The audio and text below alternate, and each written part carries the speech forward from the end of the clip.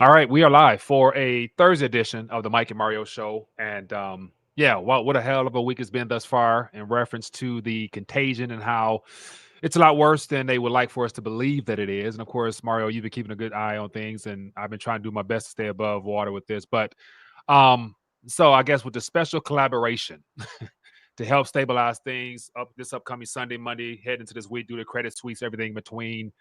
So that was a GSIB that was exposed, and it's just one of many to come. But what was your thoughts? Oh, first of all, Mario, how are you doing? I, I'm all right, Mike, and thank you for doing the show on Thursday because tomorrow I'm going to play the golf season here is starting. It's getting, well, it's not that warm, but hopefully it will warm up. So I'm playing a tournament tomorrow.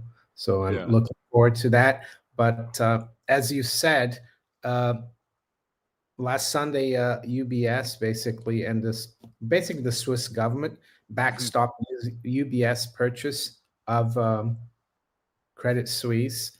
Yeah. And it also, the regulators wrote down like $17 billion worth of these AT1 bonds, and people are upset. The high net worth investors, hedge funds that play in this market of cocoa bonds, they're called, or AT1 bonds.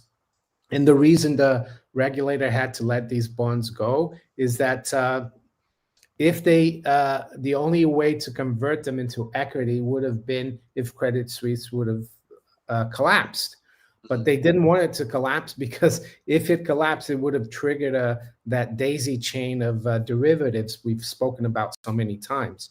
Yeah. So what they did, there's two options. They could have let Credit Suisse collapse, and then those bonds would convert into equity, but they wouldn't be worth much. And the second option is for the Swiss government to help backstop a purchase of Credit Suisse, but the condition for that would be to just wipe out those investors, and that's what happened. But we also saw the Fed announce on Sunday that they reopened daily swap lines to other central banks. And what does that mean? It just means that the Fed will print as many dollars as the ECB needs, and vice versa. The ECB will print as many euros, and the Bank of England, and they're just printing money to lend to each other. And the last time they instituted this daily swap line was in March of 2020. And we know what happened after that. And I noticed last week as well, the Fed's balance sheet has gone up, even though they're doing QT. They said yesterday they're going to continue to do QT, but they're doing QE, 300 billion. So this afternoon, US time, it will be interesting to see how much more the Fed's balance sheet has gone up since last week. So yes, we've had rate hikes by the Fed yesterday, the BOE today, just to pretend that things are okay, but I think they're far from okay. Yeah. So it was amazing, when this emergency action came out about them collaborating for liquidity purposes. And so this was as a result of, as you mentioned, what's going on in Switzerland. And I was talking about earlier in the week that, all it takes is just one GSIB to be exposed. And it happened to be Credit Suisse. And of course, UBS came in and with the help of the Swiss backstopping them. And I'm thinking so they intermingle two banks that are also on the same pathway. They're carrying stuff that's just beyond serviceable at this point. Everybody's underwater taking major losses. So not only do we got the regional banks, we got the big banks, and then also central banks are taking losses.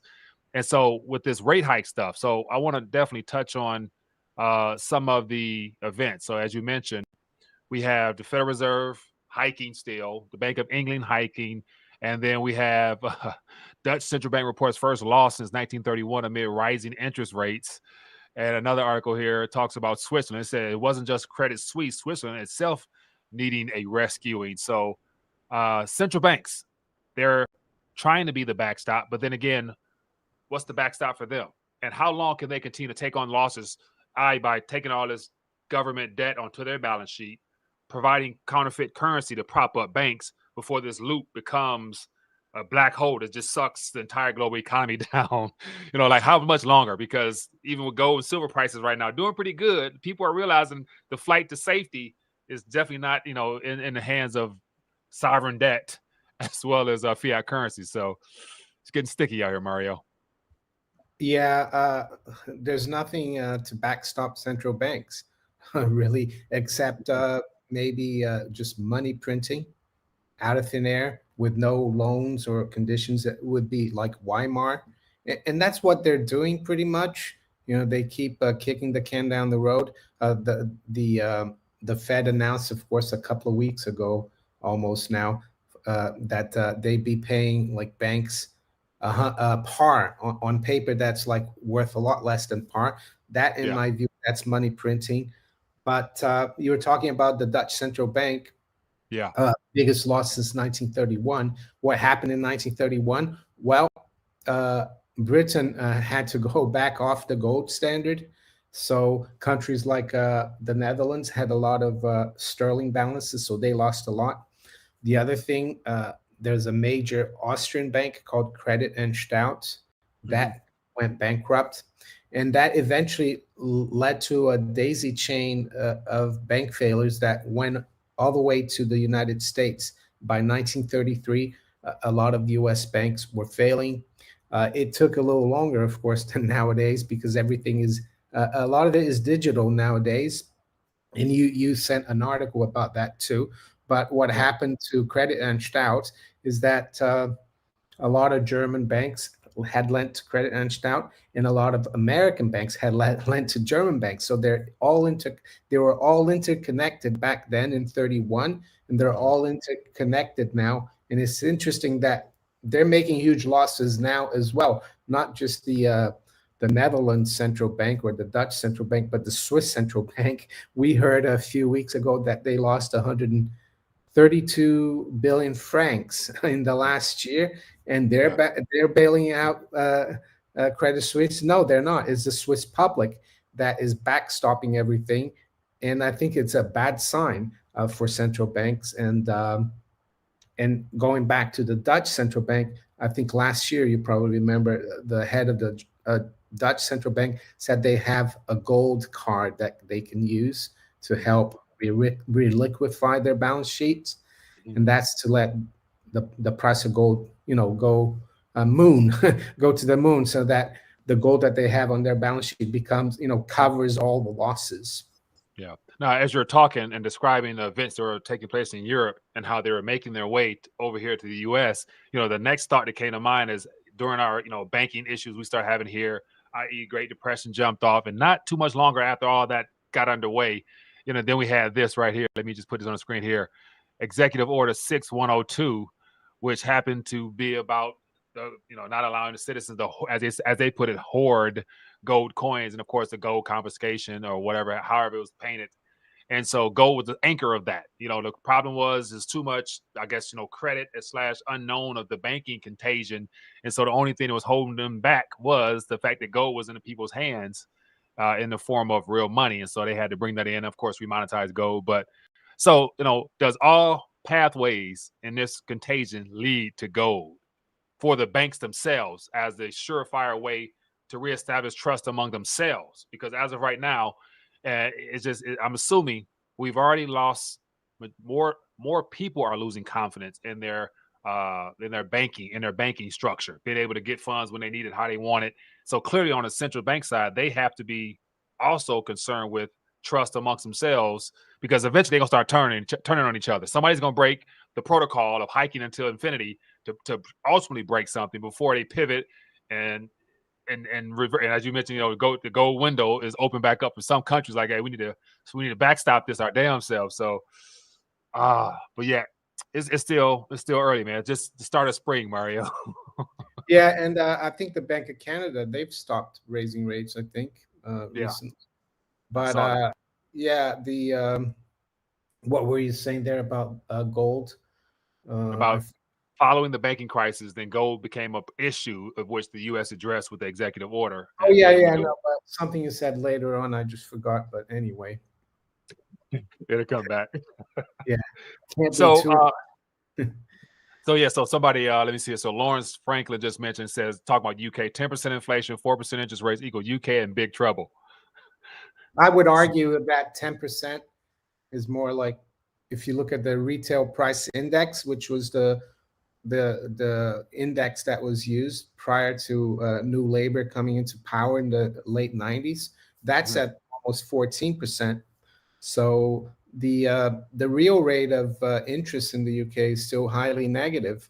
So, but the Bank of England, they're saying, well, that's going to come down massively later on this year.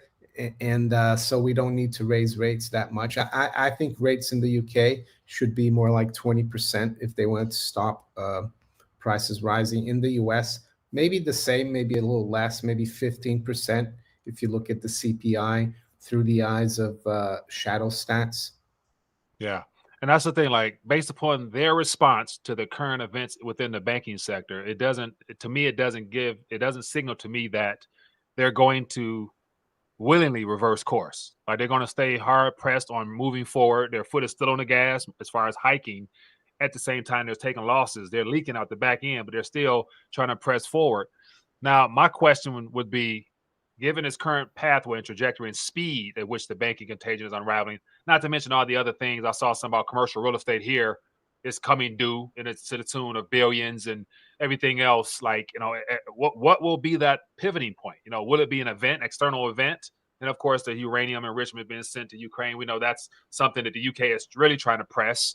Putin's made it clear that, hey, we're not going to take that, so we'll see. But will it be to press the war button rather than continue to take these losses? So they need an excuse. Is it time for an excuse before we get into summer? Because it's hard to find all these lies. I'm sorry, go ahead.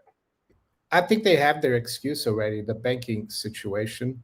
I know they've raised rates, but underneath the surface, they're actually like pumping up a lot of funny money into the system. We saw that swap line reopening, daily swap line, the Fed's balance sheet going up.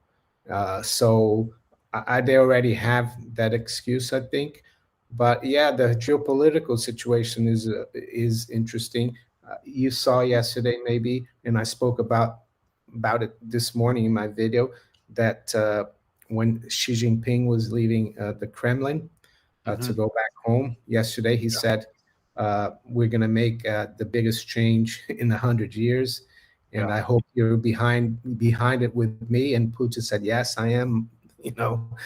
What's the biggest change? Well, it's going into another monetary system, I would say, or a parallel one. It doesn't mean they're going to stop using the dollar, but they're definitely going to focus on this new, if you want to call it BRICS or Bretton Woods 3, as some have called it.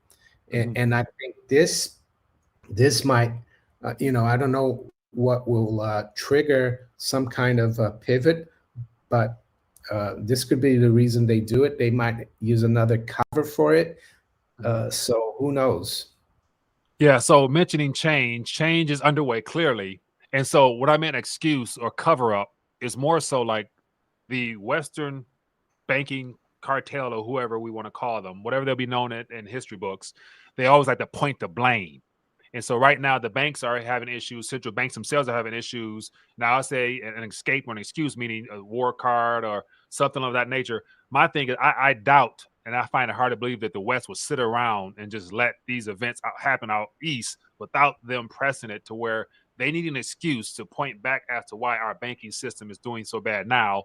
And of course, they're trying to use here, they're using the Trump DeSantis political distraction on one side to divert people's attention because Trump was supposed to be arrested on Monday, Tuesday, Wednesday, yada, yada, yada, distractions. And then, so my thing is usually there's a point, they point the blame directly. Like the whole lockdown was due to the health. Now the banking will be because of, I'm thinking cyber. Well, there might be a false flag, like you said, a cyber attack. And they're going to blame the Russians and the Chinese. TikTok, they're going on a lot about TikTok, aren't they?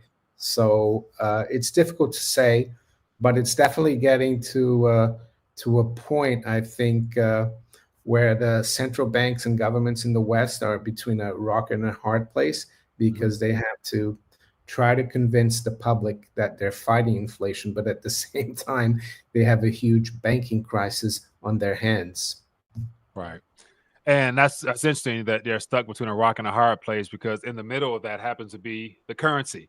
And so, of course, the best way, and I I think a lot of people have learned over the last week or so in reference to being able to actually get out of the banks what you think is yours because you're a creditor.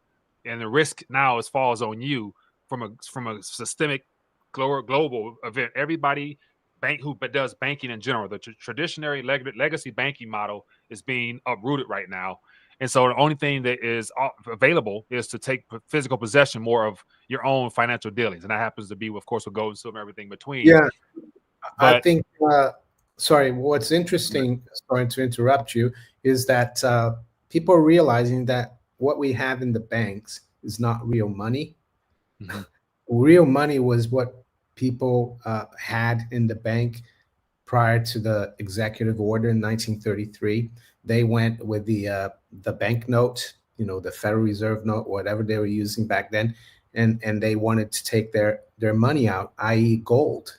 Mm-hmm. That's what real money is. What we have today in the banks is not even money. It's like I said, a promissory a credit you've lent to the bank, unsecured loan. So when people wake up and realize that there's no money in the banks, then all hell could break loose. But it's really tricky to explain to people who've been conditioned to think that the paper that we hold is money. Even us sometimes use the terms interchangeable. Money, yeah. Yeah, and so like, I think pretty soon, if not before the end of this year, the primary question will be what's in the vault. Like literally, like, and I like to reference, old banking where you had a vault and it was more of a depository where you deposited your coinage and you, of course, got some redemption, you got some temporary. This is a silver certificate here that I keep as like just a little piece, but it talks about, in silver payable to the bearer on demand, demand, which those days are gone, but fiat currency was always meant to be redeemable until modern banking with computers and things of that nature being predominantly digital now. But, what's in your vault? Like being able to actually see something in the vault that is yours, is allocated for you, particularly like you. It's going to be the new modern banking. Actually, I did a video maybe over a week ago about how much actual paper, notes there are in U.S. bank vaults. And believe it or not, the Fed used to publish this data. It's called Vault Cash. And they stopped publishing it in September of 2020. I wonder why. But back then, there's only 95 billion. All the U.S. banks kept 95 billion in total in their vaults, which on average was only $230 per depositor. So even the money that's not real money, they have almost nothing in there in their vaults. So and then factor in with the scam, or say scam or confidence game of ensuring through FDIC what you put into the banks, like how it worked for the last 100 plus almost 100 years after the Great Depression, where that whole idea of ensuring up to a certain point. Now the regulators are now have to address that entire amount in general, just because majority of the people in those big banks are above that threshold. So now it's like, okay, do I need more accounts under 250,000, or are you going to insure up to whatever? Now, assuming they're discussing that now, will that buy them some time if they reassure people up to say 10 million, 15 million, or whatever the threshold that they're going to try to create to keep funds in there? So will that buy us some time, or it's already too late? Well, Janet Yellen a couple of days or 3 days ago said that they would basically guarantee everything. But then yesterday she walked back on that and said they're not looking to do that. But you spoke about the FDIC. They only have like about 125 billion in assets. And I was listening to Lynette Zhang yesterday from ITM Trading, and she said that they let the Fed and the Treasury let the FDIC keep that, because they would have, if they had used that for SVB, the FDIC would have had no assets. So what the Fed did is the Fed lent the FDIC like 148 billion. So it's like that little clip that's going around of three guys giving $10 to each other, saying you owe me 20, I'll give you 10. So what we have now is the FDIC, the Fed, and the Treasury playing a shell game. And I think people are not that stupid. At least a lot of people are not that stupid to buy into that. And I think that's why this banking crisis is far from over, and that's why I think you need to keep stacking. I bought a few ounces today of silver, so I'm going to keep doing it. Yeah, man. The flight to safety, redeeming paper and digits into something tangible and for real that you have direct access to or can get hold of if need be is going to be the new modern banking. So I wonder, like, if I was go ahead. I remember what you were saying earlier because I said I forgot. You were saying that all roads will lead to gold and silver, but a lot of people think it's going to lead to like Ripple, which I'm sorry to say it's a technology. It's not a monetary asset. I just wish people wouldn't fall for that trap of Ripple. I see a lot of that out there. This quantum financial system just seems like. What do you think about that, Mike? Yeah, I'm of the same mindset. It's no coincidence that software has become the preferred method of exchange for everybody, to where having a piece of the ledger in the form of a token gives a perception of like having access to value on demand when you need it. And I use the example of, Hedera Hashgraph a week or two ago. They shut the whole network down because of a possible glitch. And in that moment, you couldn't get on and get off to do any activity with your coins, even though they're on your ledger. You got your keys. They are yours, not your coin, not your keys, whatever. You can have all that on your own side. But if the network, there's a compromise on that ledger of any kind, you won't be able to transact. And I think the grand event, the grand finale, when we transition out of this into whatever they're going to try to bring us into, it's going to be exposing that whole decentralized space as being not a fraud or sham, or could be, but it's going to be one of aha, I got you. You know what I'm saying? Like the whole transition, we needed all this to get to this digital transition, and we gave the people certain projects and coins to make them think that this was a pathway to freedom, but you're still in the system that they're recreating for themselves, and I don't see no freedom at the end of it. But along the way, you can try to make funds. I remember looking at Hedera Hashgraph quite a few years ago. They're coming out and was supposed to be the best thing since sliced bread in terms of but one thing that bothered me is that the two guys who started it, they're all military guys, and I thought U.S. military, that doesn't that just I think Air Force or something, and that didn't pass the smell test for me. And now that you mentioned that they shut it down recently, temporarily, literally just like stop all transactions because of there being some type of possible glitch or whatever.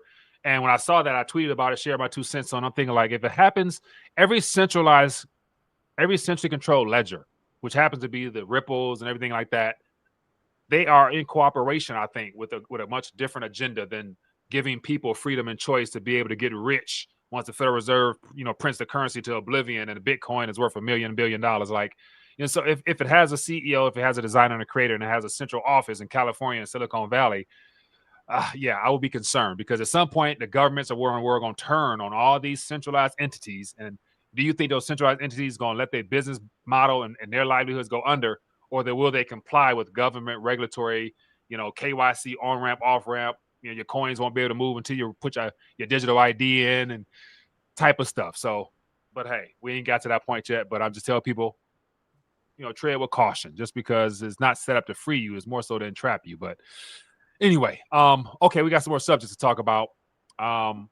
So let me get some more stuff on the table here. What else do you want to talk about? I just want to pivot. You want to touch on that uranium situation, like from Ukraine? Like, I mean, I heard about it recently, the last 24 hours, and I think when Putin and Xi Jinping, when they're having the press conference, Putin said that the UK is sending shells to the Ukraine with depleted uranium. But the UK is saying that that's normal. Oh, they've always had depleted uranium on their shelves. But then you hear the guy from the UN, like a spokesperson, saying that people should not use these. And I think it's serious. It just goes to show how the West, the Anglo-American axis is trying to provoke the Russians, and it could be one of these events that you're talking about to give an excuse to the central banks and governments to pump up the money and credit, some kind of hopefully not some kind of kinetic war, but it's worrying, and it's disturbing that the UK is actually admitting they've done it and they think it's okay. Yeah, yeah. I noticed another thing between the Nord Stream pipeline being sabotaged, this uranium situation. You throw out another one or two events done by the West to put pressure, of course, sanctions, and Russia still has their funds being held in all the accounts in Europe and yada, yada, yada. Putin has been very, mild tempered, just from the impression I have. We're seeing very mild manner. He has his singular focus as to what his agenda is behind all this, blocking out all the distractions, and he's pressing forward with this meeting or whatever. And we'll find out, I guess, is it this week or probably next week when Xi meets Zelensky with his 12-point plan? Oh, I think I'm not sure. I might be mistaken. I saw a headline saying that Xi Jinping refused to meet. Yeah. Okay. I could be wrong, but the other thing as well, do you remember last week the ICC, International Criminal Court, issued an arrest warrant for Putin? And here you have the president of China going to visit him, and he's also invited Putin to go visit him. So just goes to show that the West is desperate, and the rest of the world outside the West and NATO are not buying into what the West is saying. And I think that's another reason why our currencies, not just dollar, all our currencies are losing. People are losing faith and confidence in them. And that's not to say that the yuan or the ruble wouldn't suffer either if there was a currency collapse. But we know what they've been doing for the last 10, 15 years. They've been loading up on gold. So I think they'd be able to recover quicker than we would. Yeah. Now, speaking of that, like I pulled up a little something real quick. And so this is from the 21st in reference to, let me get my screen here. Give me 1 second here. In reference to that visit or not. But here, this is from RT, make of it what you may. But it says Putin launched Chinese peace roadmap for Ukraine. And it says Russian President has praised Beijing's 12-point peace roadmap for Ukraine during a summit with the Chinese counterpart Xi Jinping. So barring some type of change over the last day or so, this was still on the table. I don't know what's in the details of that 12-point peace roadmap that Xi, put forth or might put forth. But if it's canceled, scrap it. But then if it's going on, it will be interesting to see what comes from that if it was to take place. Because I believe ultimately, Ukraine is dead smack in the middle of the Belt and Road Initiative. So Xi has a special interest to make sure that there's some type of deal made, because once again, and once all this blows through, I'm assuming they're wanting Belt and Road Initiative to be functional, because Europe is going to follow suit at some point. They're going to have to. I think they're going to cave. If this is not all just smoke and mirrors in the first place, and they're giving us the illusion of the West versus East, but we'll see.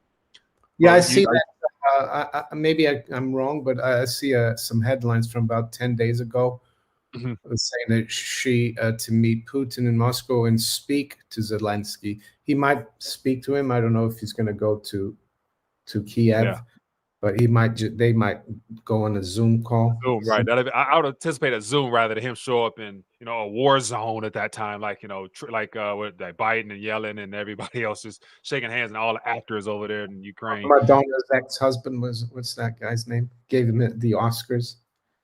Sean Penn. Yeah. Oh my goodness. Yeah. Anyway, okay, keep it moving. What else we got here? Let's definitely touch on metals real quick, man. We can't not talk about that. And so I'm looking at the metals activity right now, and silver $23, man. It's hanging in there. And we made we made a new high for the week in silver. And I mean, I still think in dollars, gold is still really undervalued. So that makes silver even more undervalued. In our currency here in the UK, gold made a new all-time high recently at like 1,640 pounds.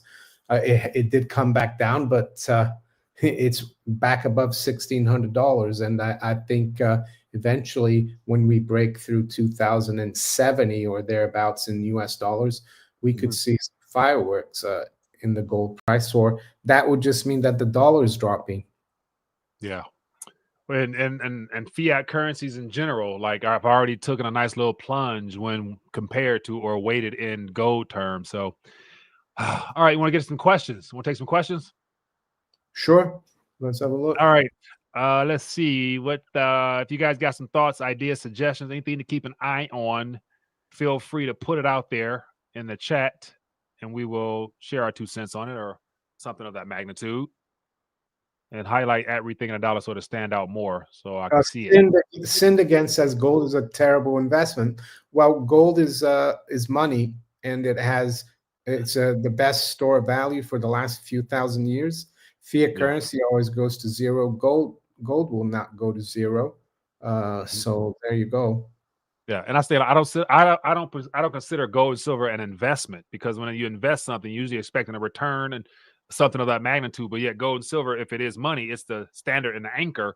You measure everything else in it, i.e., fiat currency. So it might, when there's a currency or banking crisis, it almost acts as an investment, because the value of the fiat currency and everything else plummets, and gold becomes valuable, not for any reason, but just because it's there, and it doesn't default. It's always the same. Here's a statement from Carlos. Says, Mike, Mexico government going after mining companies for tax evasion in the billions.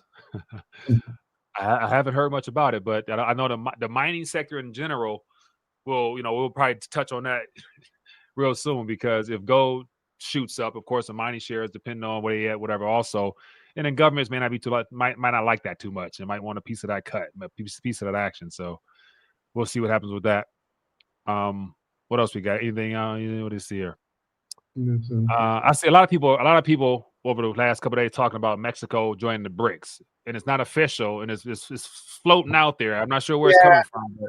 Well, the thing is that I think last year Mexico and a lot of other countries said they were interested in joining the BRICS, and this is, I haven't found anything that new about Mexico joining the BRICS. It's just someone trying to start something. But I wouldn't be surprised if Mexico joins the BRICS. Why not?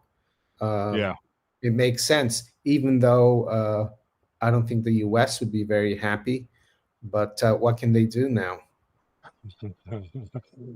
Said again, said gold is no different than paper.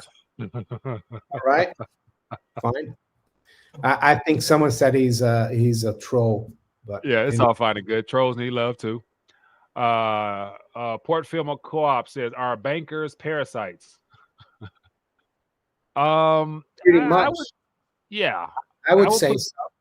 Yeah, I would say that, and I would say that the banking structure in of itself is the equivalent of a parasite in the form of like a cancer. Like it has to spread through more credit creation and currency creation in order to stay alive, survive with its hosts. Well, the hosts happen to be the users of the currency. Sorry, go ahead.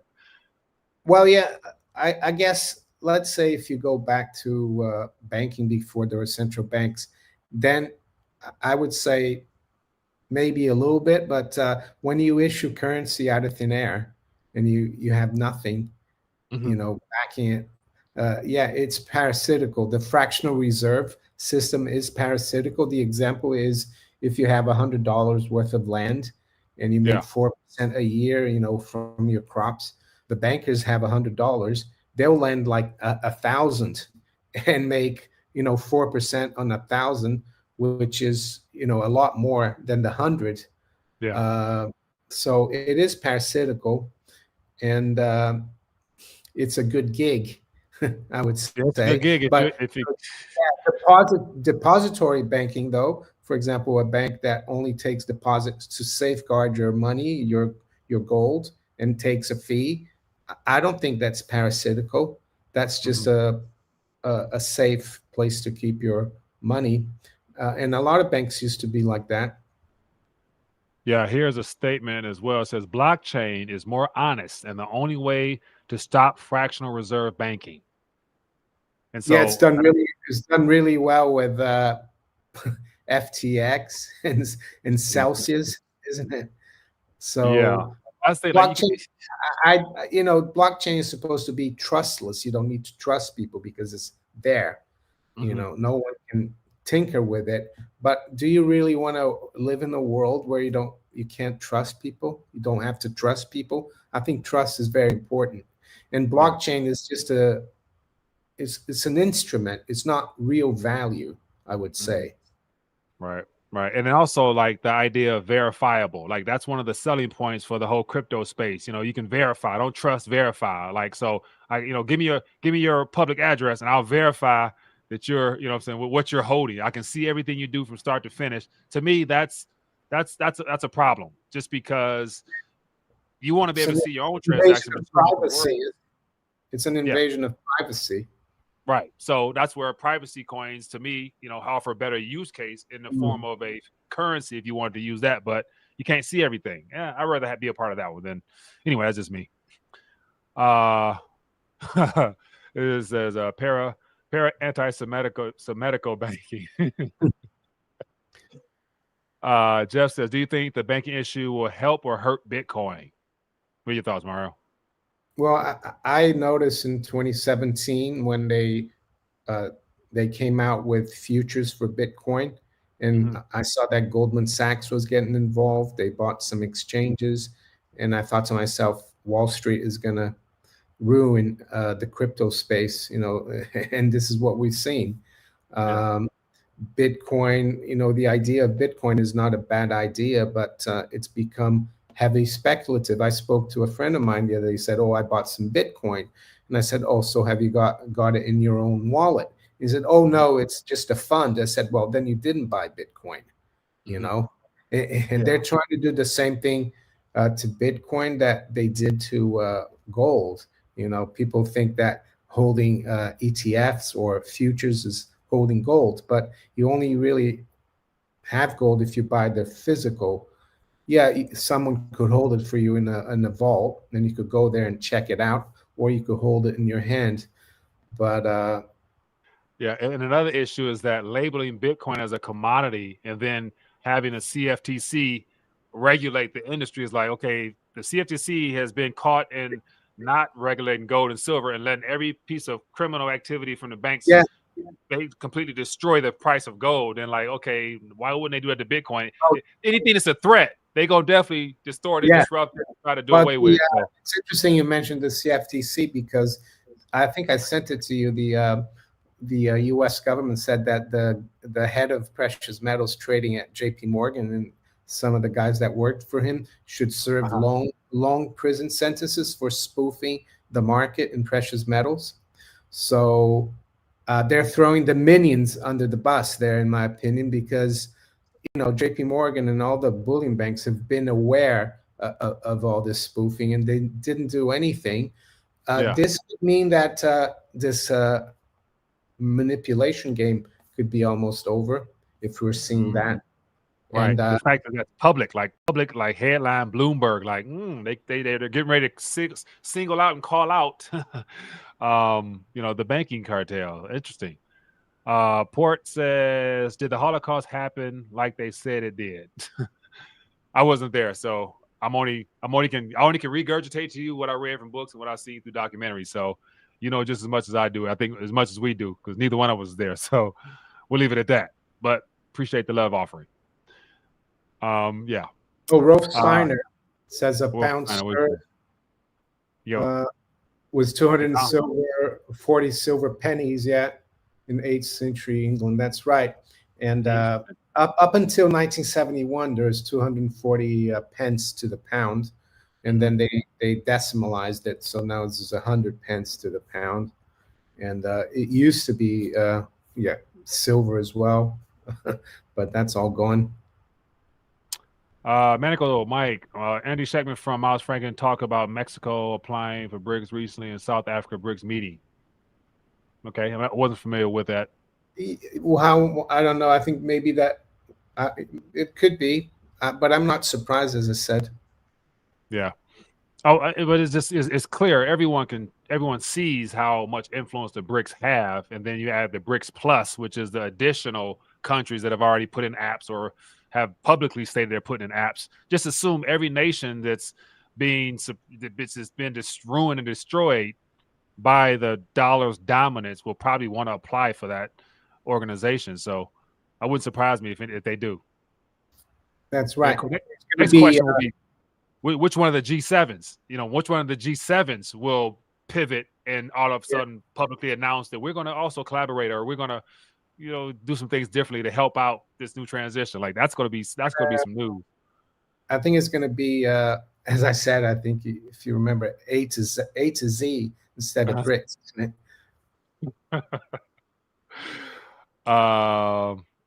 I said you should enable slow chat to make stops trolling. Yeah. I don't know if I have the ability to do that from this particular software here to slow things down. What else we got here? It's not a default of the dollar. I don't know. All right, so what's in the cards? What do we have? We got a week and a half left of this month. Anything pending that on the table, whether it be another meeting or anything like that, or decisions or some numbers coming out? I know you do a good job of keeping track on the numbers. Yeah, I mean, the numbers are all out. I think you have the weekly jobless claims. They come out every week. Next week, I think tomorrow there's nothing really that important. And all the major central banks, ECB, Bank of England, and the Fed have met. So I think but there's still a lot out there that could bubble from under the surface, in the banking sector. I think we need to keep an eye on that. But I don't see anything really coming out in terms of the data. They've all been out, economic data. So nothing foreseeable, but keep an eye on another domino to drop. Basically, any minute another domino could drop. First Republic Bank. Let me check where that is right now. And don't forget, First Republic, JP Morgan, and all the big Wall Street banks, they pumped $30 billion into that. So right now it's trading at $12. It's down 10%. And it's come all the way down from like $150 in the beginning of February. So this could be the next big thing, First Republic Bank. That could be something that blows up over the weekend, and they have to save this bank. And the thing about this bank, it's another one of these similar to SVB. A lot of the depositors are very high net worth individuals. And so we got Silicon Valley, First Republic, and that's Citizens. I haven't looked at Citizens that closely, but I would bet that we could see JP Morgan maybe taking over First Republic, like they did with Bear Stearns in 2008. Now, here's one of the biggest things is at this current moment when all banks are pretty much in the same boat, taking on losses, and would one of the bigger banks be willing to take on a bank they know is not going to really be as profitable or productive, apart from what the regulators decide to backstop and prop up? How much can they really benefit off doing this other than keeping the contagion from spreading? Like, they're all working together to keep this thing contained as best they can. And so within all of that, there's nothing valid, nothing solid other than failing sovereign debt. So, but I think the Fed would probably help JP Morgan, of course. They create these special purpose vehicles in offshore centers off the balance sheet. And I think First Republic has a lot of wealthy depositors. It's good business for JP Morgan. They lost Epstein after all. Yeah. Just a joke. He was a good client for them. Oh my goodness. Mr. Epstein still ain't seen our list yet, but hopefully we get the chance to see that list for summertime. It give us something more to talk about. But all right, man, with that 45-minute mark, I appreciate everybody. Here's another one here. Lawrence Frank says, what are your opinions on a potential Amero dollar? I haven't heard that being mentioned in a while. See that happening with the whole Mexico drama. They brought it up a month ago or so. Haven't heard about the Amero dollar. I know that was a part of the union. I mentioned that the other day when Mexico, U.S., and Canada was supposed to join forces. I think that was under the If Hillary Clinton would have won, they would have. I don't think that's in the cards anymore. If anything, I don't think Mexico would be looking to join forces with the U.S. and Canada. I think they're much more willing to play ball with the BRICS now. Right, I'd agree. So we'll just have to wait and see which canary drops next, which domino drops next. Definitely, it's going to be something, because it's tomorrow's Friday.